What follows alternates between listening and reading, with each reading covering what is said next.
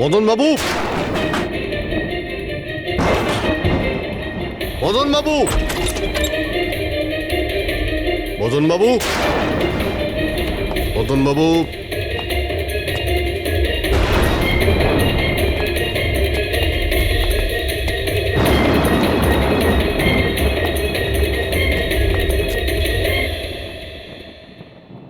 দয়া,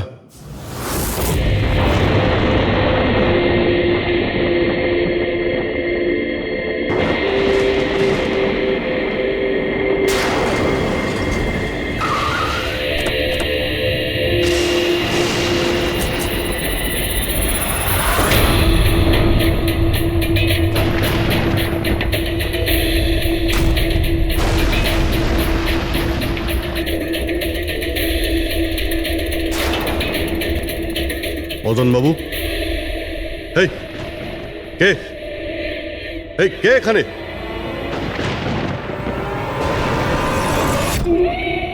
এটা কি?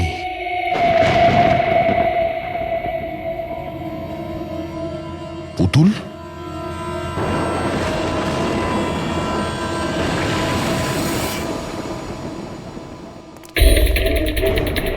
অভিজিৎ,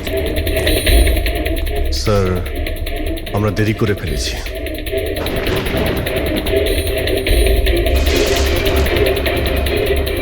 মাই গড,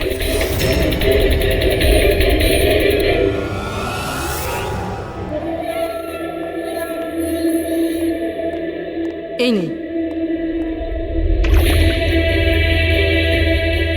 আস্তে আস্তে আস্তে।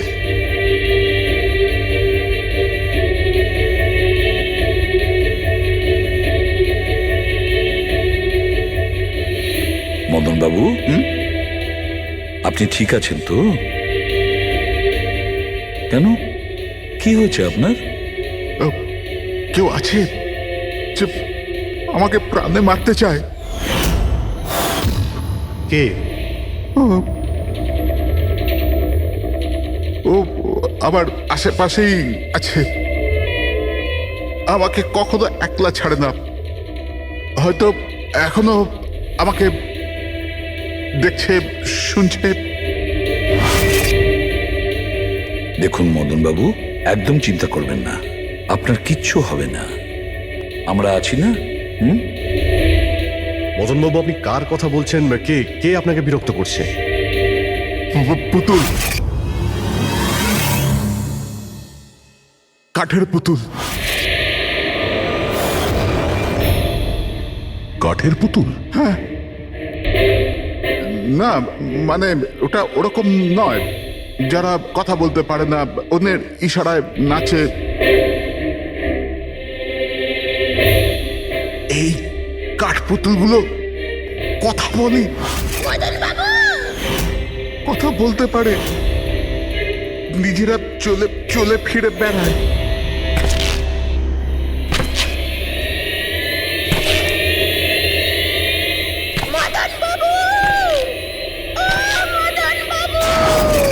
কথা বলা কাঠের পুতুল? হ্যাঁ, আমি জানতাম আপনাদের আমার কথা বিশ্বাস হবে না, কিন্তু কথাটাই এরকম যে কেউই করবে না।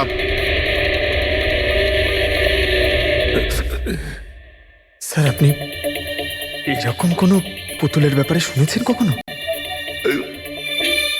না, জানেন কিছুদিন আগে আমার সাথে কি হয়েছিল? ওই দিন আমার জন্মদিন ছিল, ঘরের বেল বাজলো, তো আমি ভাবলাম যে আমার বন্ধুরা আমার সঙ্গে দেখা করতে এসেছে।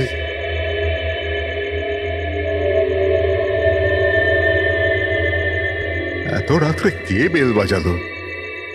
অদ্ভুত তো। মদন বাবু,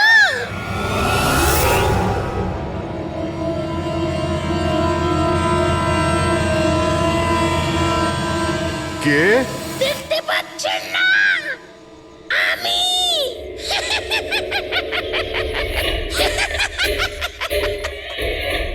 আরে আমি, এত অবাক হওয়ার প্রয়োজন নেই। জানেন কি এখানে আমি কেন এসেছি? কেন? তোমার প্রাণ নিতে। কি? তোমার রবি, কবিতা, তাড়াতাড়ি এদিকে আসো। কি হয়েছে দাদা? কে? এ এ পুতুলটা এটা বলছে যে এ আমার প্রাণ নিয়ে নেবে। কি? হ্যাঁ দাদা, এটা একটা নির্জীব পুতুল। হ্যাঁ, ওটাই তো। তো এটা আপনার প্রাণ কি করে নেবে? দাদা, তুমি আমাদের সাথে মজা করছো? হ্যাঁ, না, তোমরা কি বলছো রবি?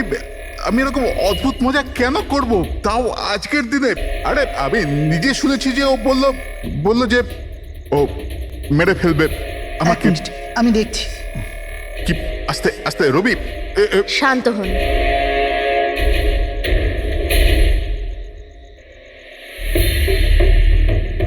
দাদা, মনে হচ্ছে তোমার সাথে কেউ মজা করেছে। এই কাঠের পুতুলের মধ্যে কেউ মনে হয় স্পিকার ফিট করেছে। চেক করো, হয়তো কোনো স্পিকার আছে।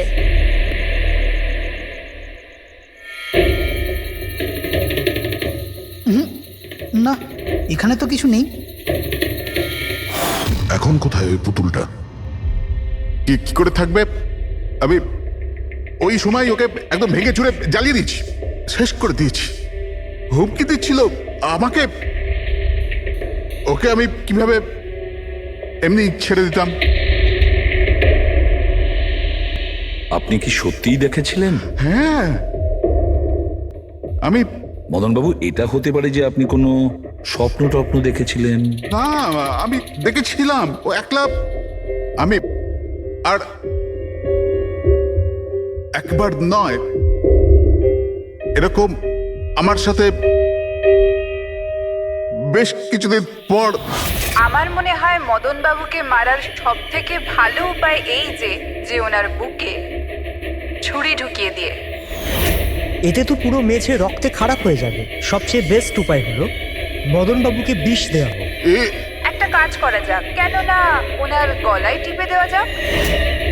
তো আপনি বলে দিন মদনবাবু, আপনি কিভাবে আপনার মৃত্যু হওয়া পছন্দ করেন? মদন বাবু, কোথায় যাচ্ছেন?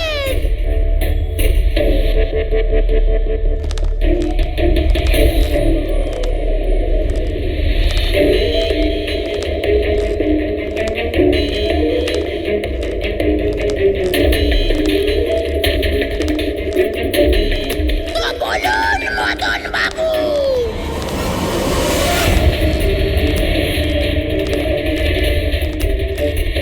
কিভাবে আপনি মরতে চান? বলুন মদন বাবু।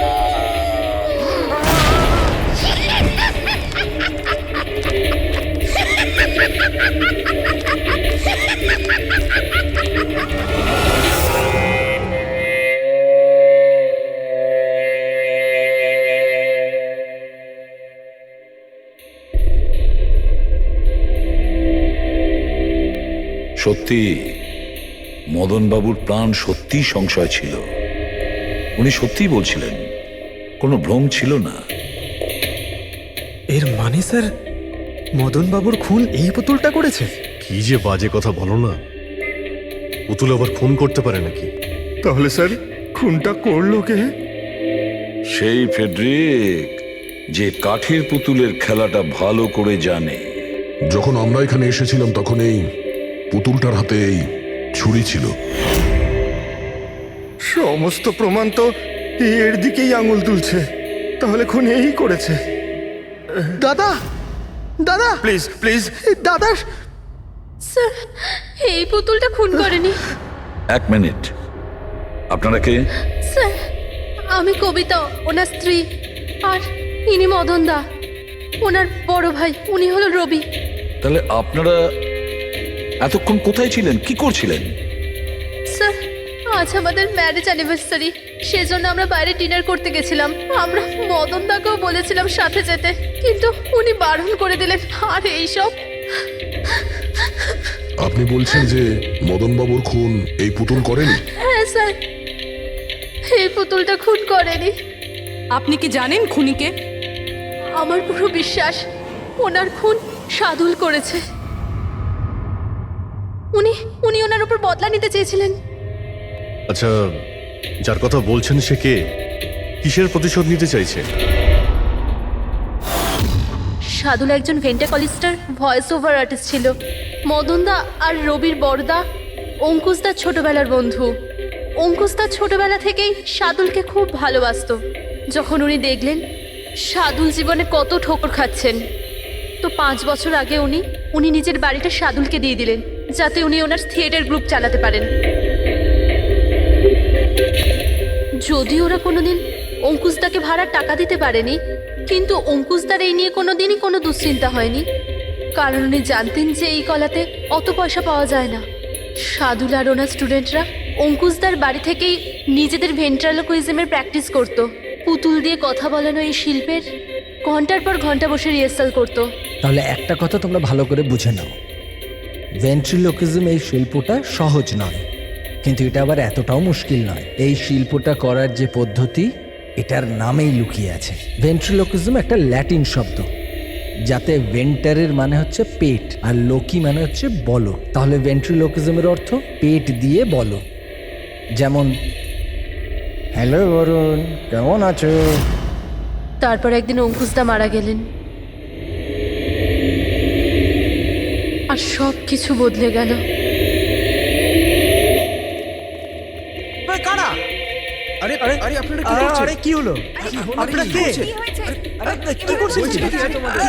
আরে কি করছেন? এরকম করছেন কেন আপনারা? আপনারা কারা? কি হয়েছে? কি অসভ্যতা? আরে আপনারা চাইছেনটা কি? আরে রবি, বলবান, কি হচ্ছে এখানে?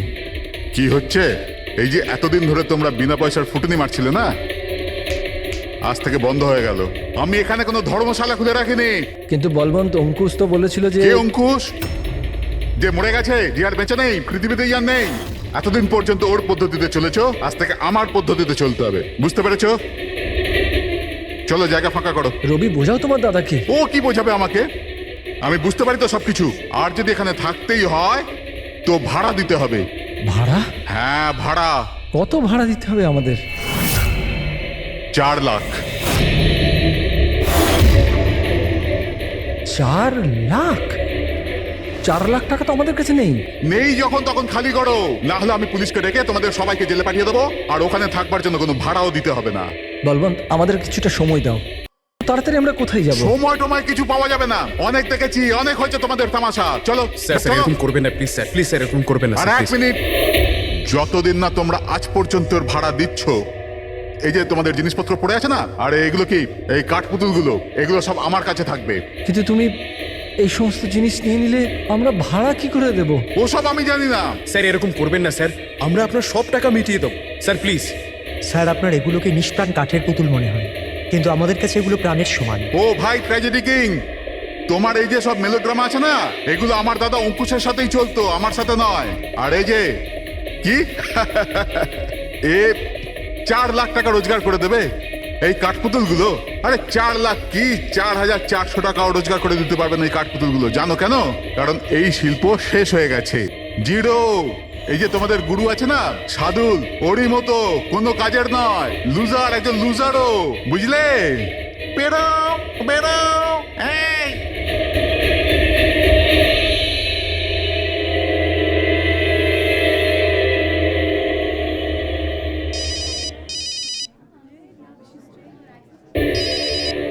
এও না। কে দাদা? আবার কে? সাদুল বারবার আমাকে এভাবে ফোন করে হুমকি দিচ্ছে। আমি দেখছি। হ্যালো, আমি আসছি তোকে মারতে। এবার তোর জীবন কিছুদিনের অতিথি মাত্র। হ্যালো দাদা, আমার মনে হয় আমাদের পুলিশ স্টেশনে যাওয়া উচিত। পুলিশ ডিপার্টমেন্টে আমি একজনকে চিনি, হয়তো ও আমাদের সাহায্য করতে পারে। হ্যাঁ দাদা, আমি এটুকু বিশ্বাস করতে পারিনি যে এই সাদুল এত বড় পাগল হবে।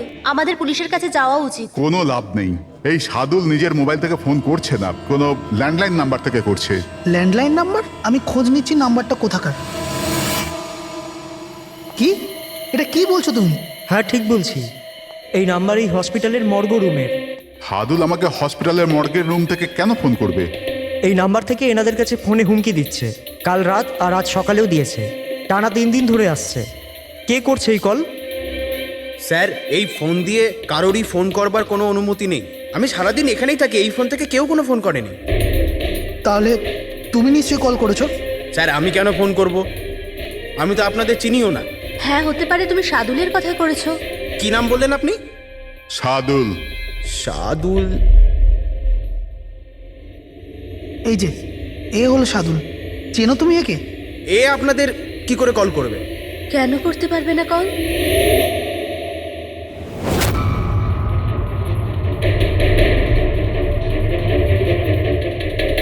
এ কিভাবে হয়ে গেল? সাদুল 3 দিন আগে ইনি মারা গেছেন, তাহলে ইনি ফোন কি করে করবেন? কিন্তু এর মৃত্যু হলো কিভাবে? ইনি ড্রিঙ্ক করেছিলেন, একটা গাড়ি এনাকে উড়িয়ে দিয়ে চলে গেছে, ওখানেই ওনার মৃত্যু হয়। যদি ও এখানে মরে পড়ে আছে তো আমাকে হুমকি দিয়ে ফোন কে করছে?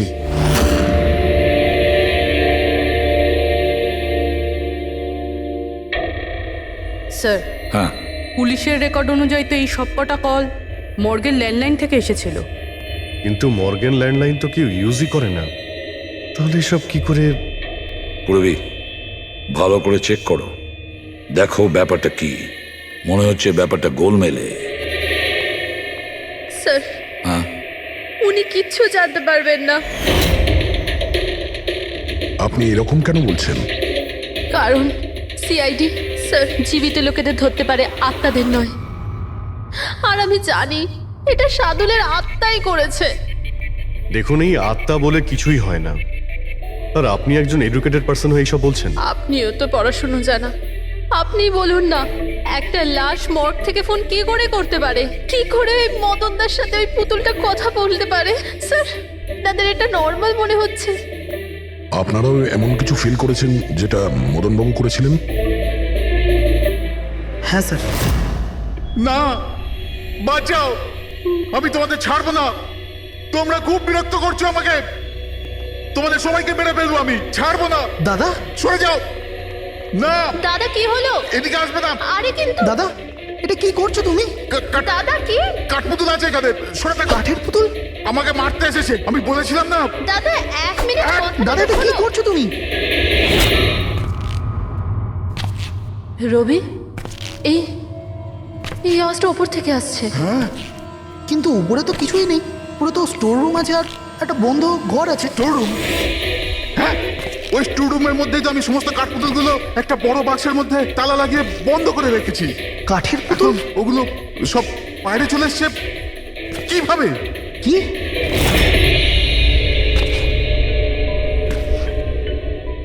দাদা তুমি তুমি ভয় পেও না, এসো উপরে এসো।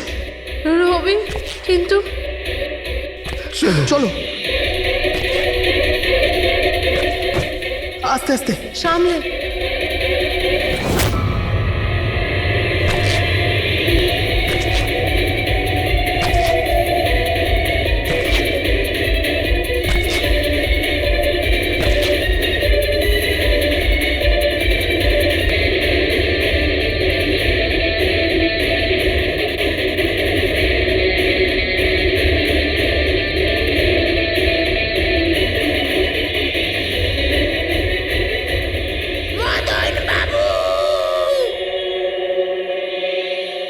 দাদা, আওয়াজ এই ঘর থেকে আসছে। হ্যাঁ, এসো।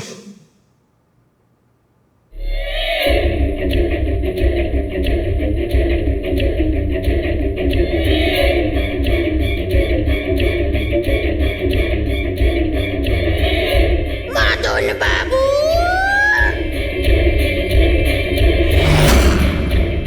মদন বাবু, কেমন লাগলো আমার সাথে দেখা করে?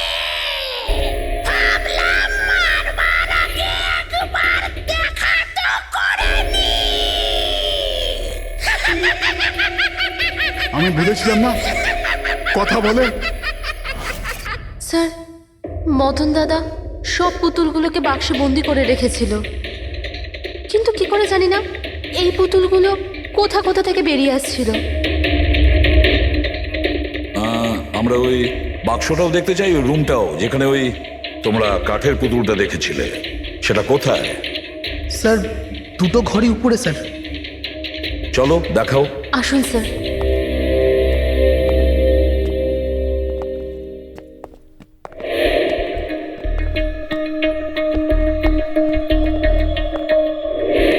স্যার পায়ের আওয়াজটা আমরা করিডোরে শুনেছিলাম, আর ওই পুতুলটা আমরা এখানে এখানে দেখেছিলাম স্যার।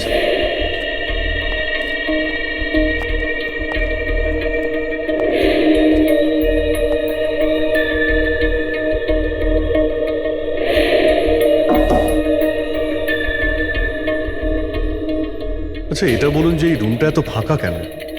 স্যার আমি ভেবেছিলাম কি এখানে ট্রেডমিল আর বাইসাইকেল রাখবো, একটু এক্সারসাইজ করব, কিন্তু সময় পাইনি।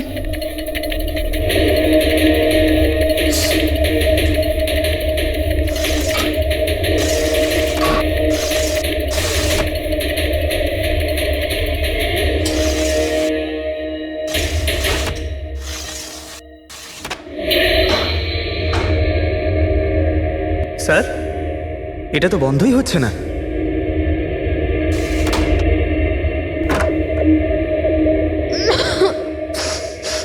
আসুন স্যার। স্যার এই ওই পেটিগুলো যেখানে পুতুলগুলো বন্ধ করা আছে। একটু লাইটটা অন করবেন? হ্যাঁ।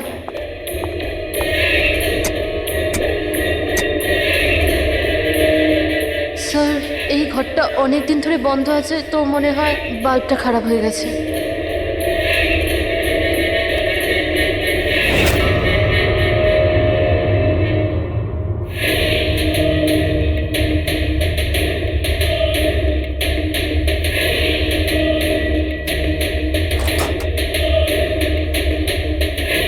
স্যার প্রত্যেকটা বক্সে তালা লাগানো আছে।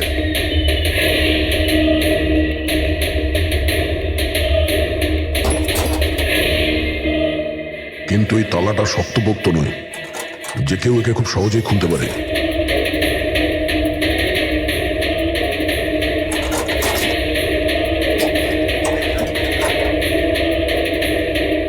এতগুলো পুতুল,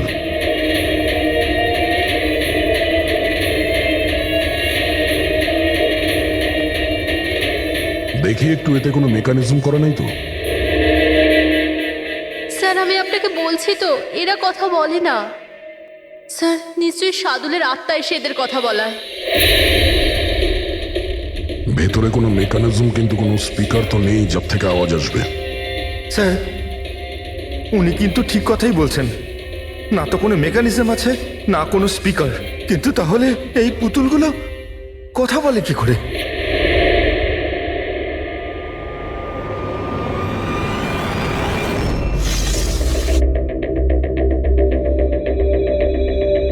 লকটা কি খারাপ? লকটা খারাপ স্যার। এখান থেকে তো সহজেই কেউ ভিতরে ঢুকতে পারে, সিঁড়িও রয়েছে আর পাইপও রয়েছে, যে কেউ সহজেই ঢুকতে পারে। আর যে সহজে এই রুমে ঢুকতে পারে সে বাক্সতে বন্ধ থাকা কাঠের পুতুলগুলোকে উঠিয়ে বাইরে যে কোনো জায়গায় রাখতে পারে, যেভাবে এখানে রাখা ছিল তোমাদের ভয় দেখানোর জন্য। স্যার মানে মানে এটা কোনো আত্মা নয়? আরে ওই আত্মার কথা ছাড়ো তো, আত্মা হয়ই না। এটা সেই হতে পারে এই বাড়ির প্রত্যেকটা কোণা সে চেনে, প্রত্যেকটা কোণা। আর তাছাড়াও কাঠের পুতুলের ব্যাপারেও খুব ভালো মতো জানে। আর এরা হতে পারে সাদুলের স্টুডেন্ট। সাদুলের স্টুডেন্ট খোঁজ নিয়ে দেখতে হবে যে সাদুলের স্টুডেন্টস এই মুহূর্তে কোথায় আছে আর কি করছে। হাই, আমার নাম হলো ফ্রিডা। আমার নাম দীপেশ। আমার নাম হলো তরুণ। আর আমার নাম লোচন।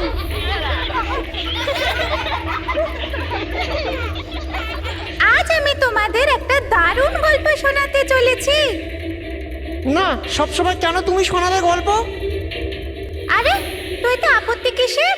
হ্যাঁ হ্যাঁ ফ্রিডা, তোমার সবসময় ভালো রোল প্রয়োজন পড়ে। হ্যাঁ দীপেশ, তুমি একদম ঠিক বলেছ। পরিশ্রম আমরা করি আর ফেমাস তুমি হয়ে যাও। তোমার পুতুলও তো সেই কথাই বলছে। স্যার বুঝতে পারছি না স্যার, এটা এই পুতুলগুলো কথা বলছে কি করে? আরে পঙ্কজ, এটা একটা আর্ট, ভয়েস চেঞ্জ করার আর্ট। এটাকে বলে ভেন্ট্রিকুলিজম।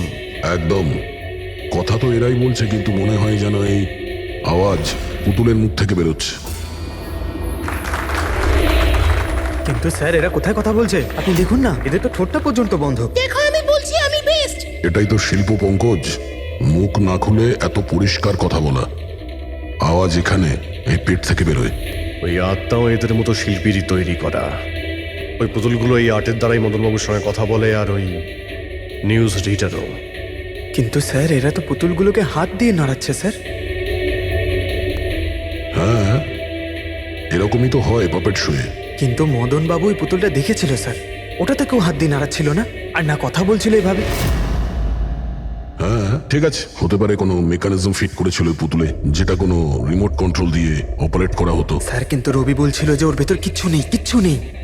সাউন্ড মেকানিজম ছিল না, কিন্তু ওর মাথার ভেতরে কোনো মেকানিজম ছিল, যার কারণে ওর মাথা আর মুখটা নড়তো, যেটা হতে পারে রবি দেখেনি। এইরকম পুতুল তৈরি করা শার্দুল বা ওর কোনো স্টুডেন্টেরই কাজ হতে পারে। যে মদনবাবুর বাড়ির কোনা কোনা চেনে, এরা জানতে পারে ওই জালনার ব্যাপারে, যা লকটা ভাঙা ছিল। বাড়িতে ঢুকে প্রত্যেক জায়গায় পুতুল বসানো আর ওদের দিয়ে কথা বলা তো এদের বাঁ হাতের কাজ। কিন্তু স্যার মর্গ থেকে এরা কল কি করে করলো? স্যার, হ্যাঁ স্যার স্যার জানতে পেরে গেছি যে মর্গ রুমের ফোনগুলো কিভাবে আসছে। কিভাবে?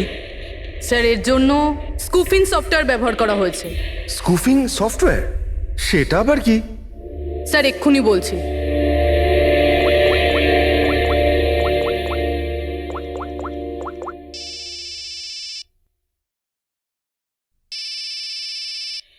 কি যন্ত্রণা!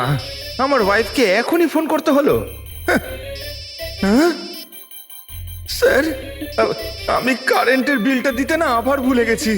মনে হয় লাইনটা কেটে দিয়ে গেছে। আমাকে বকবে বলেই ফোনটা করেছে। ফোনটা তোলা ঠিক হবে? ধরো, যাও তাড়াতাড়ি কথা বলে নাও। হ্যালো, হ্যাঁ আমি বাড়ি ফেরার সময় কারেন্টের বিলটা দিয়ে বাড়ি যাব। রেডি স্যার, এইবার কারেন্ট কেটেই যাবে। আরে পুরবি, তুমি ফোন করেছিলে? কিন্তু এটা তো আমার ওয়াইফের ফোন নাম্বার। পুরবি, এটা করলে কি করে? স্যার এটাই তো এই সফটওয়্যারের বিশেষত্ব। ফোন যেখান থেকেই করো, নাম্বার সেটাই দেখাবে যেটা আপনি চাইবেন। কিন্তু পুরবি, তুমি এই সফটওয়্যারটা পেলে কোথা থেকে? স্যার সাইবার ইউনিট থেকে নিয়েছি। আর স্যার এর সাহায্যে শুধু নাম্বারই নয়, বরং কোনো মানুষ তার লোকেশন পর্যন্ত ভুল বলতে পারে। ওরে বাবা রে! স্যার ভীষণ বিপজ্জনক সফটওয়্যার কিন্তু। খুনি মর্গের নাম্বার এই জন্যই ব্যবহার করেছে যাতে আমরা ভাবি এই পুরো ব্যাপারটা সাদুলের আত্মা করেছে। সাদুলের আত্মা। দেখা করে খুব ভালো লাগলো, পরের বার আবার দেখা হবে। বাই সাবধানে যাও তোমরা। Bye bye bye bye bye. হ্যাঁ বলুন, কিভাবে আমি আপনাদের সাহায্য করতে পারি? হ্যাঁ, তোমরা সাহায্য না করলে আর কে করবে? আসলে আমরা এটাই জানতে চাই যে মদনবাবুকে ভয় দেখানোর প্ল্যান তোমাদের মধ্যে কে করেছিল? আমরা ঠিক বুঝলাম না। আচ্ছা, তোমরা কিছু বুঝতে পারলে না? হ্যাঁ না স্যার, আমি বুঝতে পারলাম না। আমি নির্দোষ। খুব হাসি পেল। হ্যাঁ, একটা লোক মারা গেছে আর তোমাদের সবার হাসি পাচ্ছে। মৃত্যু? কার মৃত্যু? মদন বাবুর খুন হয়েছে ওনার। সিআইডি থেকে আসছি আমরা। সিআইডি? হ্যাঁ, সিআইডি। আর আমাদের সন্দেহের তালিকায় তোমরা সবাই আছো। কাল তোমরা কোথায় ছিলে? কাল আমি আমার বন্ধু শালিনীর বাড়িতে ছিলাম। ওর বাড়ির লোকদের জিজ্ঞেস করতে পারেন। আর তুমি তুমি কোথায় ছিলে? স্যার আমরা লোচন আর আমি একটা শোয়ের জন্য গিয়েছিলাম পুনেতে, আজ সকালেই ফিরেছি। পুনা? কিসে গিয়েছিলে পুনায়? ক্যাব বুক করে। আমার কাছে ইনফরমেশন আছে, আপনি চাইলে দেখতে পারেন। এই দেখুন। কি ব্যাপার, এত ঘামছো কেন তুমি? হ্যাঁ, কাল রাতে তুমি কোথায় ছিলে? স্যার ওই আমি বলছি, তুমি কাল রাতে মদনবাবুর বাড়িতে ছিলে কিনা? হ্যাঁ হ্যাঁ ছিলাম ওখানে, কিন্তু আমি কাউকে মারিনি। তাহলে ওখানে কি করতে গিয়েছিলে? হ্যাঁ স্যার, আমি তো শুধু মদনকে শিক্ষা দিতে চেয়েছিলাম। যেটাও সাদুল স্যারের সাথে করেছে, খুব খারাপ করেছে। আর হ্যাঁ, আমাদের মাঝে আজ যে সাদল স্যার নেই তার একটাই কারণ, সে হচ্ছে মদন। ওনার জন্যই উনি মদ খাওয়া শুরু করেছিলেন আর সময়ের আগেই মারা গেলেন। তোমরা ভেবেছো খুনের বদলা খুন? না না স্যার, আমরা শুধু ওনাকে ভয় দেখাতে চেয়েছিলাম। গৌরবের প্ল্যান ছিল এটা। হ্যাঁ স্যার, গৌরবই কালকে রাতে আমাকে ফোন করে ডাকে ওই 11:30 12টার আশেপাশে, কিন্তু আমি একটু লেট হয়ে যাই আর 12:30টায় গিয়ে পৌঁছাই।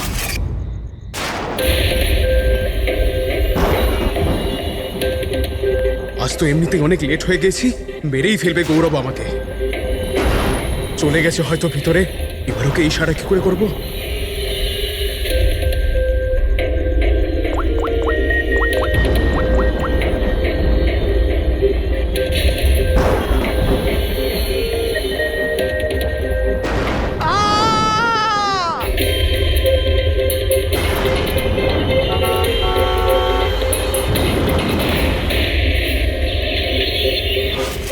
গন্ডগোল তো করেই ফেলেছ, মদনবাবুর খুন হয়ে গেছে। স্যার, আমার এই খুনের সাথে কোনো রকম সম্পর্ক নেই। আর গৌরবের? স্যার, এটা তো গৌরবই বলতে পারবে, তাই না? ঠিক আছে, গৌরবকে ডাকো। কোথায় ও? গৌরব তো এখন গোয়াতে আছে। গোয়া? গোয়াতে কেন? স্যার, এটা জানি না। ওকে কিন্তু বাঁচানোর চেষ্টা করবে না, নাহলে তুমি ফেসে যাবে, বুঝেছ? না স্যার, এরকম ব্যাপার নয়। কালকে রাতে যখন ওকে আমি ফোন করি তখন ওর ফোন বন্ধ ছিল। আজকে সকালে মেসেজ আসে আমার কাছে। মেসেজ দেখাও তো। স্যার, কাল রাত্রে যেটা হয়েছিল সেটা হওয়ার কথা নয়। আমি গোয়া পৌঁছে গেছি কিছুদিন গা ঢাকা দেওয়ার জন্য। কিন্তু এ গোয়াতে কখন পৌঁছলো আর কিভাবে? যখন আমরা ক্রাইম সিনে পৌঁছেছিলাম তখন তো ও ওখানে ছিল না।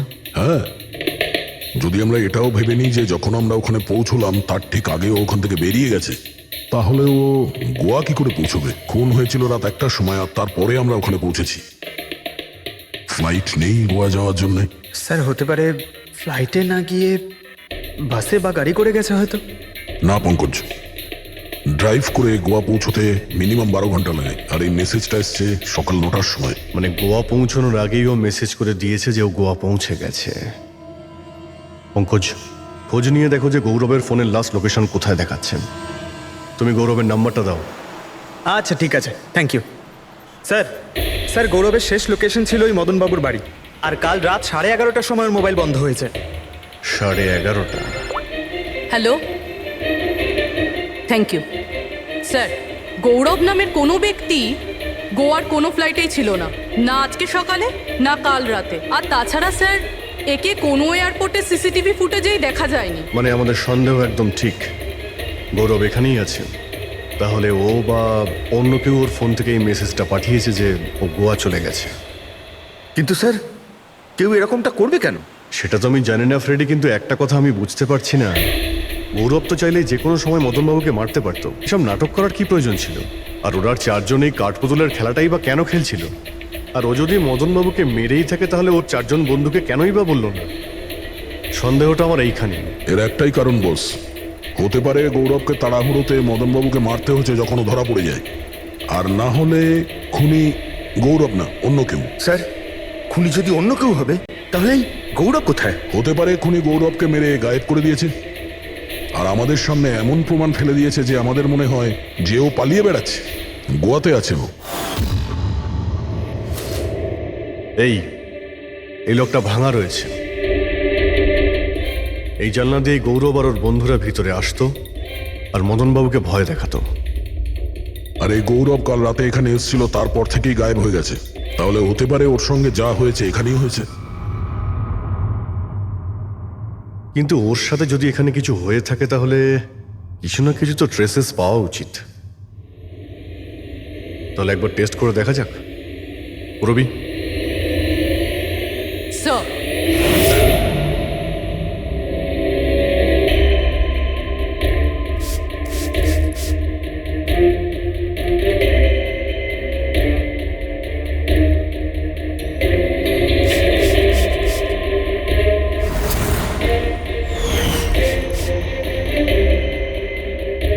স্যার, আপনার সন্দেহ ঠিক ছিল, এখানে তো রক্ত রয়েছে। ও যখন এই দরজা দিয়ে বাইরে বের হয়েছিল তখনই ওর ওপরে কেউ আক্রমণ করে। স্যার এদিকে তো কোনো চিহ্নই নেই। ওদিকটা দেখো।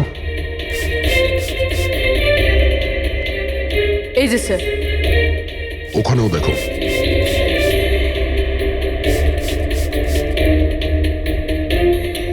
ও, তার মানে হামলা করার পর গৌরবকে টেনে হিচড়ে স্টোর রুমের কাছে নিয়ে আসা হয়েছে।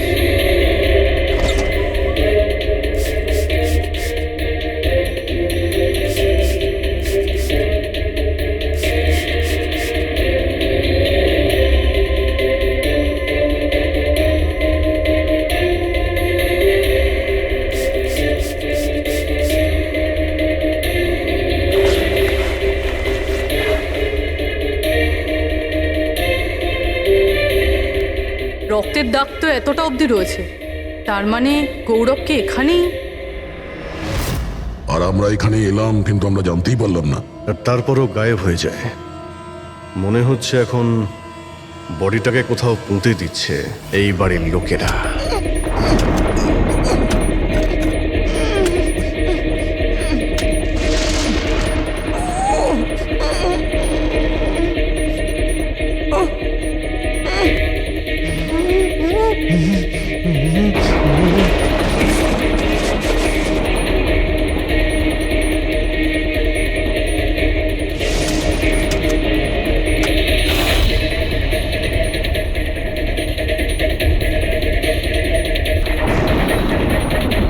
সিআইডি?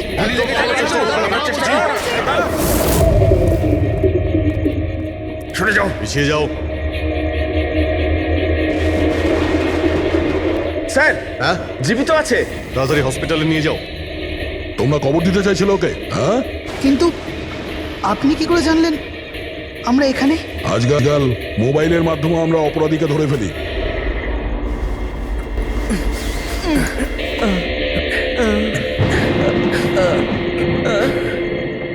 চলো তাড়াতাড়ি নিয়ে যাও ওকে। চলে এসো।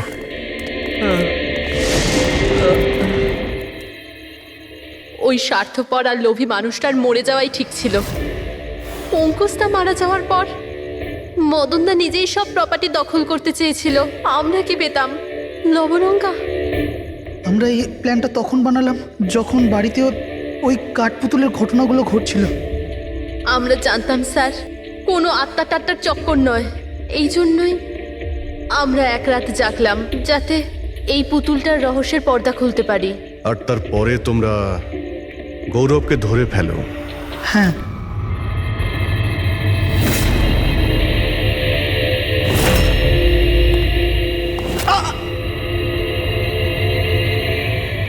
গৌরবের থেকে সব সত্যিটা জানার পর আমরা ভাবলাম যে ওর ওই কাঠপুতুলের খেলার সুযোগ নিয়ে আমরা মদন দাদাকে মারতে পারি। আর সেই কারণে গৌরবের ওপর হামলা করে ওকে বাক্সে ঢুকিয়ে দিয়েছো, আর তারপর মদনবাবুকে খুন করে আমাদের বোকা বানাতে চেষ্টা করেছো।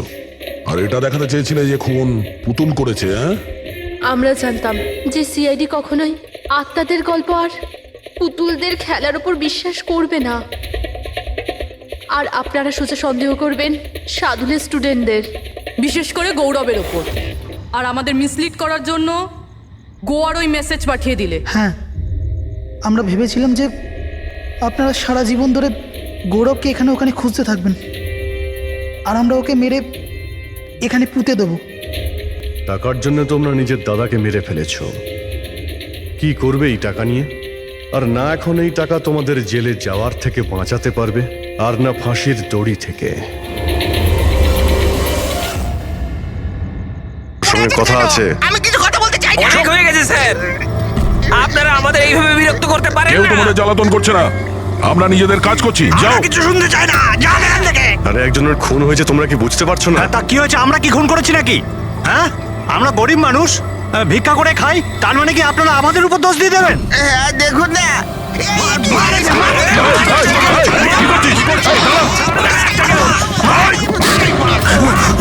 অভিজিৎ, তুমি ঠিক আছো? আরে না। ও নো, রক্ত বেরোচ্ছে। কি করলে তোমরা? হ্যাঁ, এই দেখ, এই লোকটা টাকা দিয়েছিল তোকে। স্যার ও মারা গেছে। হ্যাঁ, ও মারা গেছে। ভালো করে দেখ। এটা কি সেই লোকটা যে তোকে গাড়ির সামনে পড়তে বলেছিল? একটু জুম জুম করুন।